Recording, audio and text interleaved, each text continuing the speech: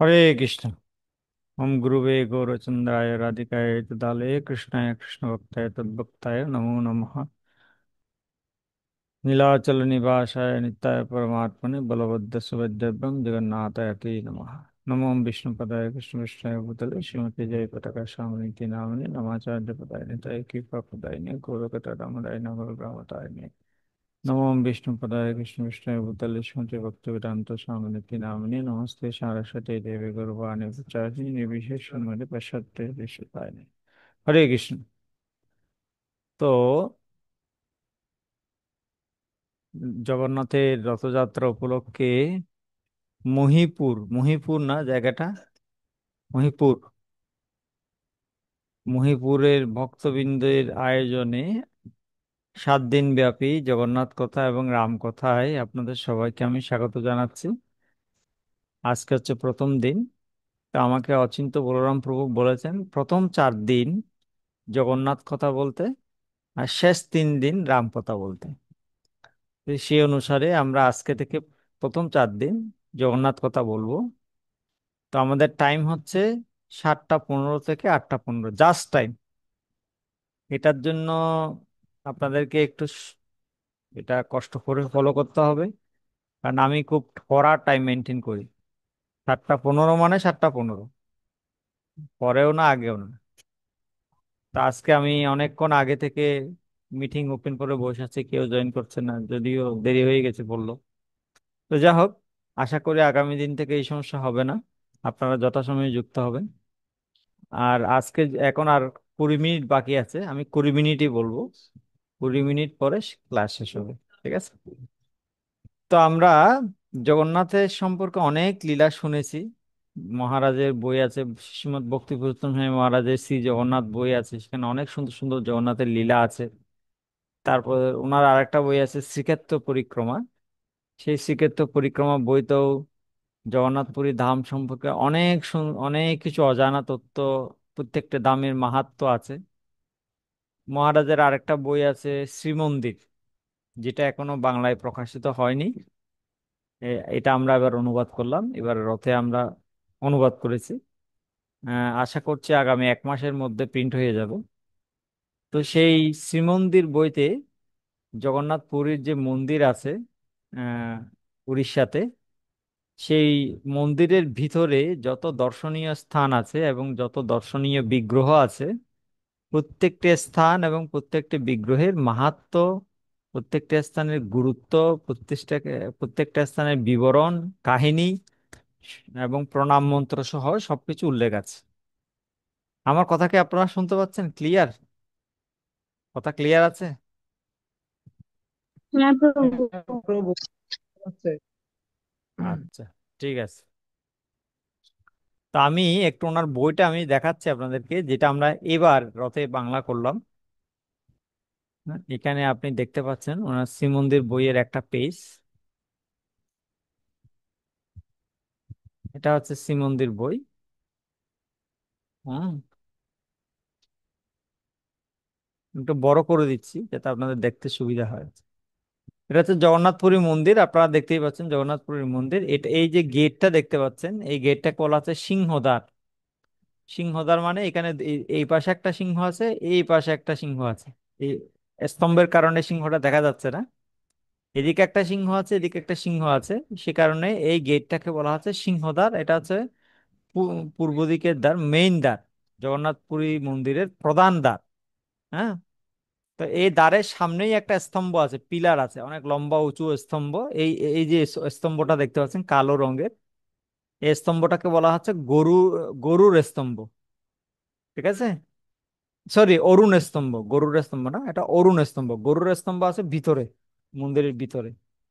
তো এই স্তম্ভটাকে বলা হচ্ছে অরুণ স্তম্ভ। অরুণ, এই যে এখানে একটা বিগ্রহ দেখতে পাচ্ছেন স্তম্ভের উপরে, ইনি হচ্ছেন অরুণ দেব। অরুণ দেব, অরুণ দেব হচ্ছে গরুরের ভাই। ভগবান যে গরুর আছে না, বা ভগবান বিষ্ণুর বাহন, সে বাহন গরুরের ভাই হচ্ছে অরুণ। হ্যাঁ, ওনাদের মায়ের নাম হচ্ছে বিনতা। হ্যাঁ, তো বিনতার ছেলে অরুণ এবং গরু। তো অরুণ হচ্ছে সূর্যদেবের সারথি। সূর্যদেবের রথ চালান। আর গরুর দেব হচ্ছে বিষ্ণুর বাহন, বিষ্ণুকে বহন করেন। তো দুই ভাই দুইজনকে বহন করেন, অরুণ বহন করেন সূর্যকে, আর গরুর বহন করে ভগবান বিষ্ণুকে। ঠিক আছে। তো এই স্তম্ভটাকে বলা হচ্ছে অরুণ স্তম্ভ। অনেক লম্বা স্তম্ভ। আর এইখানে দেখেন গেটের দুই পাশে দেখেন দুইটা দুইটা বিগ্রহ আছে, আহ গদা হাতে। এগুলো হচ্ছে জয় বিজয় বিগ্রহ, একটা জয়ের একটা বিজয়ের। হ্যাঁ, বৈকুণ্ঠের দ্বারপাল জয় বিজয় তাদের বিগ্রহ। আর এই বিগ্রহের একটু উপরেই দেখেন এখানে একটা নারী মূর্তি আছে, স্ত্রী মূর্তি। ইনি হচ্ছে লক্ষ্মী দেবী।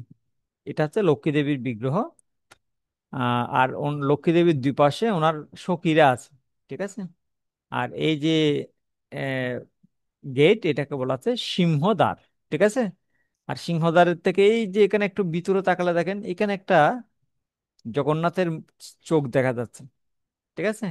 এই জায়গায় দেখেন একটা জগন্নাথের মুখের মতো একটা ছবি আছে, মুখ আছে। এই বিগ্রহটাকে বলা হয় পতিত পাবন। এটা হচ্ছে পতিত পাবন বিগ্রহ। তো এগুলো সবগুলো আমি তো এখন নাম বলতেছি, এগুলো সবগুলোর বিস্তারিত বিবরণ এই বইতে আছে। আমি জাস্ট এখন ছবি দেখাচ্ছি, তাই সেজন্য বলে দিচ্ছি। পরবর্তীতে আমি প্রত্যেকটা জিনিস আলাদা আলাদা ভাবে ব্যাখ্যা করব বিস্তারিত। ঠিক আছে। তো এক নাম্বার হচ্ছে অরুণ স্তম্ভ, যেটা আমি এতক্ষণ দেখালাম আপনাদেরকে। এই যে অরুণ দেব যেখানে বসে আছে, তো অরুণ দেবের বর্ণনা আপনি এখানে দেখতে পাচ্ছেন, মহারাজ দিয়েছেন। ভগবান শ্রী জগন্নাথ দেবের মন্দিরে প্রবেশের পূর্বে প্রবেশদ্বারের সামনে আপনি একটা লম্বা পাথরের স্তম্ভ দেখতে পাবেন। এই স্তম্ভটা অরুণ স্তম্ভ নামে পরিচিত।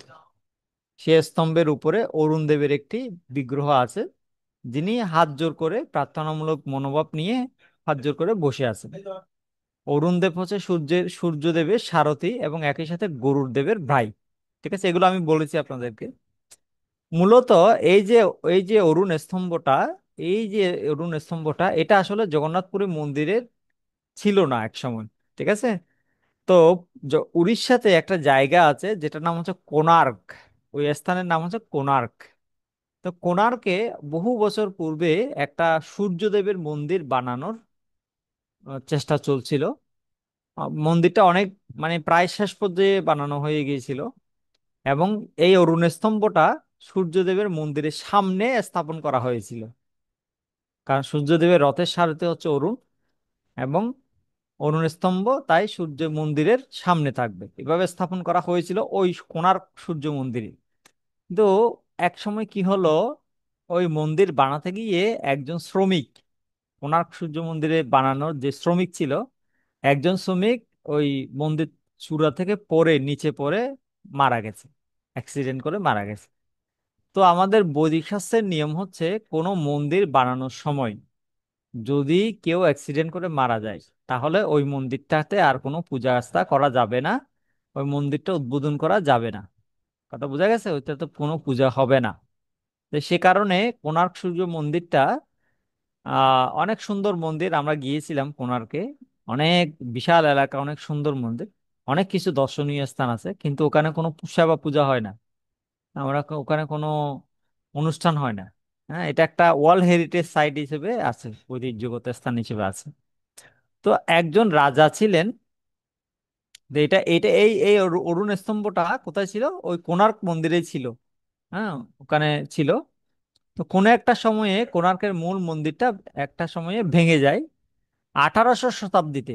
1800 শতাব্দীতে যখন মারাঠা সৈন্যরা উড়িষ্যা শাসন করছিল, তখন রাজা দিব্যসিংহদেব, হ্যাঁ, অর্থাৎ জগন্নাথপুরী যে ধাম, এটা রাজার আন্ডারে চলে, রাজার শাসনে চলে। হ্যাঁ, এটা গভর্নমেন্ট হচ্ছে রাজা। ঠিক আছে। তো রাজা দিব্যসিংহদেবের নেতৃত্বে এই যে পিলারটি, অরুণ স্তম্ভটি, এটা কোণার্ক থেকে নিয়ে এসে পুরীতে স্থাপন করা হয়। পুরী জগন্নাথ মন্দিরের মেইন গেটের সামনে, এই সিংহদ্বারের সামনে এই অরুণ স্তম্ভটি স্থাপন করা হয়। এই অরুণ স্তম্ভটা বিশাল একটা প্ল্যাটফর্মের উপর দাঁড়িয়ে আছে, ভূমির স্তর থেকে প্রায় 33 ফুট উঁচু। এটা হচ্ছে 33 ফুট 8 ইঞ্চি উঁচু। আপনি ফুট তো হিসাব বুঝেন, 12 ইঞ্চি 1 ফুট, এরকম 33 ফুট 8 ইঞ্চি উঁচু এই পিলারটা, বুঝতেই পারছেন অনেক উঁচু। আর প্ল্যাটফর্মের উপর থেকে এটা মানে এটা হচ্ছে 33 ফুটটা হচ্ছে প্ল্যাটফর্ম সহ, ভূমির স্তর থেকে প্ল্যাটফর্ম সহ 33 ফুট উঁচু। আর প্ল্যাটফর্ম থেকে মানে ভূমির স্তর থেকে প্ল্যাটফর্ম এখানে এটা বাদ দিয়ে প্ল্যাটফর্ম থেকে উপরে পর্যন্ত যদি আপনি হিসাব করেন, তাহলে 25.2 ইঞ্চি, 25 ফুট 2 ইঞ্চি উঁচু। ঠিক আছে। তো সম্পূর্ণ পাথরটি কালো পাথর থেকে নির্মিত, সব পুরোটাই হচ্ছে কালো, আপনি ছবিতে দেখেছেন। দেখেন এটা পুরোটাই কালো পাথর, ঠিক আছে, কালো পাথর দিয়ে তৈরি। হ্যাঁ। এবং খুব চমৎকার ভাবে খোদাই করা হয়েছে। এটা দৈর্ঘ্য প্রস্থ হচ্ছে একই, দৈর্ঘ্য যা প্রস্থ তা। সাত প্রতিদিকে 7 ফুট 9 ইঞ্চি হচ্ছে দৈর্ঘ্য প্রস্থ। আর উচ্চতা হচ্ছে 6 ফুট। এই এই যে প্ল্যাটফর্মটা প্ল্যাটফর্ম মানে আমি দেখাচ্ছি আপনাদেরকে। এই যে দেখেন, এই যে অরুণ স্তম্ভটা, এটার নিচে এই যে দেখেন এখানে একটা প্ল্যাটফর্ম আছে, মানে যেটা ভিত্তি, যেটার উপর অরুণ স্তম্ভটা দাঁড়িয়ে আছে, সেই প্ল্যাটফর্মটার দৈর্ঘ্য প্রস্থ বলা হচ্ছে দৈর্ঘ্য যা প্রস্থতা। দৈর্ঘ্য প্রস্থ হচ্ছে 7 ফুট 9 ইঞ্চি, আর উচ্চতা হচ্ছে 6 ফুট, ওই প্ল্যাটফর্মের উচ্চতা। আর স্তম্ভটার ব্যাস হচ্ছে 2 ফুট, আর পরিধি হচ্ছে 6 ফুট 3 ইঞ্চি। ঠিক আছে। স্তম্ভ এবং প্ল্যাটফর্মটি বিভিন্ন প্রকারের খোদাই করা শৈল্পিক চিত্রের দ্বারা সজ্জিত হয়েছে। তো এটাকে বলা হচ্ছে অরুণ স্তম্ভ। তা আমরা অনেকেই জগন্নাথ পুরীতে গিয়েছি, আবার অনেকে যেতে পারিনি, আবার অনেকে অনেকবার গিয়েছি। কিন্তু জগন্নাথ পুরী মন্দিরে ক্যামেরা নিয়ে ঢুকা যায় না, ওখানে ক্যামেরা নিয়ে কাউকে ঢুকতে দেয় না। আর হিন্দু ছাড়া অন্য কোনো ধর্মের লোককে পুরী মন্দিরে ঢুকতে দেয়া হয় না। সে কারণে এই পুরী মন্দিরে যে কি রহস্য লুকিয়ে আছে কেউ জানে না। যারা জগন্নাথ পুরী মন্দিরে অনেকবারও গিয়েছে, তারাও অনেক সময় ওই পুরী মন্দিরে যত বিগ্রহ আছে, যত স্থান আছে, যত গুরুত্বপূর্ণ জিনিস আছে, সেগুলোর মাহাত্ম্য তারা নিজেরাও জানে না। তারা হয়তো দেখেছে, হ্যাঁ, প্রণামও করেছে, হ্যাঁ, প্রসাদও খেয়েছে, কিন্তু এটা কোনটার কি মাহাত্ম্য, কোনটা কেন আছে, প্রত্যেকটা জিনিসের একটা ওখানে বিশেষত্ব আছে। কিন্তু আমরা না জানার কারণে আমরা সেটার গুরুত্ব বুঝতে পারি না। তাই মহারাজ এই বইটা লিখেছেন, শ্রীমন্দির। তা আমি চিন্তা করলাম, আপনারা তো এখন ইউটিউবে অনেক ক্লাস পাওয়া যায়, ইউটিউবে অনেক বক্তারা, হ্যাঁ, অনেক মহারাজারা। হরে কৃষ্ণ। শুনতে পাচ্ছেন? আমার কথা শুনতে পাচ্ছেন? হ্যাঁ প্রভু। আচ্ছা। সাউন্ড সাউন্ডটা নড়ছে না তো, বুঝতে পারছি না শুনতে পাচ্ছেন কিনা। আপনারা এখন আপনারা এখন ইউটিউবে, সবকিছু ঠিক আছে, ঠিক আছে। হ্যাঁ, হ্যাঁ, আপনারা শোনা একটা যাচ্ছে, আপনি বলেন। হ্যাঁ, হ্যাঁ, ধন্যবাদ। আপনারা একটা জিনিস দেখবেন, জগন্নাথ সম্পর্কে অনেক অনেক মহারাজ, অনেক প্রভুরা অনেক লীলা বলে, এবং অনেক কিছু ফিলোসফি বলে, অনেক রাধাকৃষ্ণের লীলা বলে, জগন্নাথের লীলা বলে, লক্ষ্মী দেবীর লীলা বলে, অনেক কিছু বলে। কিন্তু পুরী মন্দিরের ভিতরে কি আছে এগুলো কেউ বলে না, এটা অনেকেই জানে না। তা আমি চিন্তা করলাম, যেহেতু আমি জগন্নাথ কথা বলবো, আমি এমন কিছু শেয়ার করি যেটা অন্য কেউ বলবে না, শেয়ার করবে না, সেটাই আমি আপনাদেরকে জানি। তো এতক্ষণ আমি আপনাদেরকে অরুণ স্তম্ভটা সম্পর্কে বললাম। এবার আমি সিংহদ্বার সম্পর্কে বলবো। এই যে দ্বার, হ্যাঁ, এই যে পূর্ব দিকের যে দ্বার, সিংহদ্বার, যেটা কেন সিংহ, দুপাশে দুটা সিংহ আছে, তাই সিংহদ্বার। ঠিক আছে, এই সিংহদ্বার সম্পর্কে আমি একটু বলবো। এই যে দেখেন এটা হচ্ছে সিংহদ্বার। হ্যাঁ, ঠিক আছে, পুরো বড় করে দেখাচ্ছে, এদিকে একটা সিংহ, এদিকে একটা সিংহ। এটা এইদিকে একটা সিঁড়ি আছে, এই সিঁড়িটাকে বলা হচ্ছে 22 পাহাচ। 22 পাহাচ, 22 ধাপের সিঁড়ি। 22টা কেন ধাপ তারও কারণ আছে। কেন এটাকে 22 পাহাচ বলা হয়, 22 পাহাচের আশেপাশে কি আছে, সবকিছু কারণ আছে। ঠিক আছে, এগুলো আমরা আস্তে আস্তে জানবো। তো আমি সিংহদ্বার সম্পর্কে একটু বলি। এই যে সিংহ দেখতে পাচ্ছেন, সিংহটা কিরকম এখানে বড় করে দেখা যাচ্ছে। হ্যাঁ, দুপাশে এরকম দুইটা সিংহ আছে এরকম, তাই এটার নাম হচ্ছে সিংহদ্বার, মেইন দ্বার। জগন্নাথপুরী মন্দিরে ঢুকতে হলে আপনাকে এই সিংহদ্বার দিয়েই কিন্তু সবাইকে ঢুকতে হবে। ঠিক আছে, আগে অন্যান্য দ্বার দিয়েও সবাই ঢুকতো। এখনো কিছু কিছু লোক ঢুকে, কিন্তু বেশিরভাগ দর্শনার্থীরাই সিংহদ্বার দিয়ে জগন্নাথ পুরী মন্দিরে ঢুকে। তার কারণ হচ্ছে চৈতন্য মহাপ্রভু যখন পুরীতে গিয়েছিলেন, তিনি কিন্তু এই সিংহদ্বার দিয়েই প্রবেশ করেছিলেন জগন্নাথ পুরী মন্দিরে। আর সিংহদ্বারটাকে বলা হয় মোক্ষদ্বার। আর সিংহদ্বারটার আরেকটা নাম হচ্ছে মোক্ষদ্বার। ধর্ম, অর্থ, কাম, মোক্ষ। জগন্নাথ পুরী মন্দিরে চারটা দ্বার আছে। একটা হচ্ছে সিংহদ্বার, আর একটা হচ্ছে অশ্বদ্বার, আর একটা হচ্ছে ব্যাঘ্রদ্বার, আর একটা হচ্ছে হস্তিদ্বার। মানে একটা হচ্ছে সিংহে, এক পাশে সিংহ আছে, সিংহের দরজা। আর একটা হচ্ছে, আর একটা দরজায় অশ্ব আছে, হ্যাঁ অশ্ব মানে ঘোড়া আছে, দুই পাশে দুইটা। আর একটা দরজায় দুই পাশে দুইটা বাঘ আছে, ব্যাঘ্রদ্বার। আর একটা দরজায় দুই পাশে দুইটা হাতি আছে। চারটা দরজা। এর মধ্যে একটা দরজা হচ্ছে ধর্মের প্রতিনিধি, আর একটা দরজা হচ্ছে অর্থের প্রতিনিধি, আর একটা দরজা হচ্ছে কামের প্রতিনিধি, এবং আরেকটা দরজা হচ্ছে মোক্ষের প্রতিনিধি। এর মধ্যে সিংহদ্বার যে দরজাটা, সেটা হচ্ছে মোক্ষের প্রতিনিধি। মানে এটা, এই দরজা দিয়ে যারা জগন্নাথপুরী মন্দিরে ঢুকবে তারা মোক্ষ লাভ করবে, মুক্তি লাভ করবে, তারা ভগবত ধামে ফিরে যাবে। সেজন্য চৈতন্য মহাপ্রভু তিনি যখন জগন্নাথপুরী মন্দিরে গিয়েছিলেন, তিনি কিন্তু এই সিংহদ্বার দিয়েই মন্দিরে প্রবেশ করেছিলেন। তাই বেশিরভাগ জগন্নাথ ভক্তরা, কৃষ্ণ ভক্তরা, তারা যখন জগন্নাথপুরী মন্দিরে ঢুকেন, তারা এই সিংহদ্বার দিয়েই কিন্তু সবাই ঢুকেন। ঠিক আছে? তো সিংহদ্বারটা হচ্ছে শ্রীমন্দির, জগন্নাথপুরীর যে মন্দির, এটাকে বলা হয় শ্রীমন্দির। ঠিক আছে?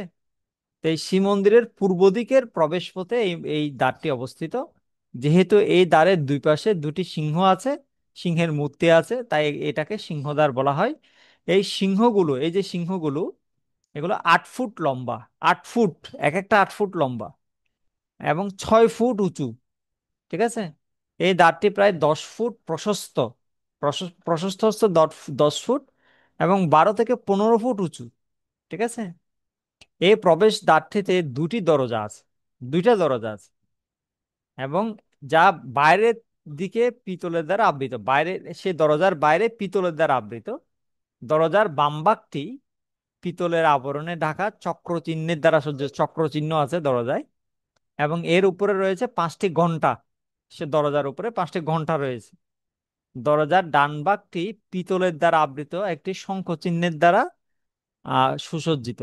বাম পাশে আছে চক্র চিহ্ন, আর ডান পাশে আছে শঙ্খ চিহ্ন। ঠিক আছে? এবং মন্দির অঙ্গনে প্রবেশ করার জন্য দরজার ডান পাশে একটি ছোট্ট প্রবেশ পথ আছে। দরজাটির আকার কেবল, সেই ছোট্ট প্রবেশ পথ যেটা আছে সেটার আকার হচ্ছে দুই দুই আড়াই থেকে আড়াই ইন্টু 2 ফুট। 2.5 ফুট বাই 2 ফুট। এই ছোট্ট যে দরজাটা, সেটার আকার। ঠিক আছে? তো এটা হচ্ছে সিংহদ্বারের বর্ণনা। এখানে আরো কিছু বর্ণনা আছে সিংহদ্বার সম্পর্কে, কারণ এখানে আরো অনেক কিছু দেখিয়েছে আমি। সিংহদ্বারে কি কি আছে, জয় বিজয় আছে, লক্ষ্মী দেবীর মূর্তি আছে, সেগুলো সম্পর্কে এবার বলছে।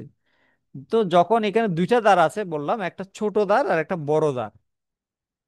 তো যখন বড় দরজাটি বন্ধ থাকে, তখন সেবকেরা মন্দিরে প্রবেশের জন্য ওই ছোট দরজাটা ব্যবহার করেন। ঠিক আছে? তো সিংহদ্বারের উভয় দিকে আমি জয় বিজয়ের বিগ্রহ আপনাদেরকে দেখিয়েছি। এ তো জয় বিজয়ী বিগ্রহ আছে। এই এই বিগ্রহ, জয় বিজয়ী বিগ্রহগুলো হচ্ছে 3 ফুট উঁচু। 3 ফুট উঁচু। এখানে আসলে একসময় কয়েক সেট জয় বিজয়ী বিগ্রহ ছিল, বর্তমানে শুধু এক সেটই আছে। কয়েক সেট নেই, শুধু এক সেটই আছে। প্রথম সেট জয় বিজয় বিগ্রহের পিছনে পাথরে খোদাইকৃত একই রকমের আরেক সেট বিগ্রহ ছিল এক সময় দেয়ালে, যেগুলো 2.5 ফুট উঁচু ছিল। এবং তাদের হাতে শঙ্খচক্র গদা পদ্ম ছিল। এবং শঙ্খচক্র গদা, পদ্ম না, পদ্মের বদলে জপমালা ছিল। হ্যাঁ, জপমালা ছিল। তো বর্তমানে 2 সেট নেই, শুধু এক সেটই আছে। শঙ্খচক্র গদা, জপমালা ধরে জয় বিজয় আছে, এবং তারা পাহারা দিচ্ছে। তারা হচ্ছে পাহারাদার জগন্নাথ পুরী মন্দিরের। এই যে ছবি দেখেন এখানে, এই জয় বিজয়কে আপনারা দেখতে পাচ্ছেন ছবিতে। আপনারা দেখেন হাতে আছে এই যে গদা আছে, গদা আছে। তারপরে এইখানে জপমালা আছে, এদিকে শঙ্খচক্র আছে। ঠিক আছে? তো এইভাবে জয় বিজয় আছে। এবং জয় বিজয়ের বিগ্রহ ভূমির স্তর থেকে 13 ফুট উঁচুতে অবস্থিত। 13 ফুট উঁচুতে, ভূমির স্তর থেকে 13 ফুট উঁচুতে এই বিগ্রহগুলো অবস্থিত। এই দরজার উপরে একটি লোহার বিম আছে, যার উপরে ভগবানের যে 10 অবতার, আমরা বলি না 10 অবতার, এই 10 অবতারের যে বিগ্রহগুলো, সেই বিগ্রহগুলোর একটা মানে আছে আর কি ওখানে বিগ্রহগুলো। সেই 10 অবতার কি কি আমরা জানি: মৎস্য অবতার, কুর্ম অবতার, বরাহ অবতার, নৃসিংহ অবতার, বামন অবতার, পরশুরাম অবতার, রাম অবতার, বলরাম অবতার, বুদ্ধ অবতার এবং কল্কি অবতার। এবং এই যে 10 অবতারের বিগ্রহ, প্রত্যেকটি বিগ্রহ হচ্ছে 1 ফুট উঁচু, 1 ফুট করে উঁচু প্রত্যেকটা বিগ্রহ।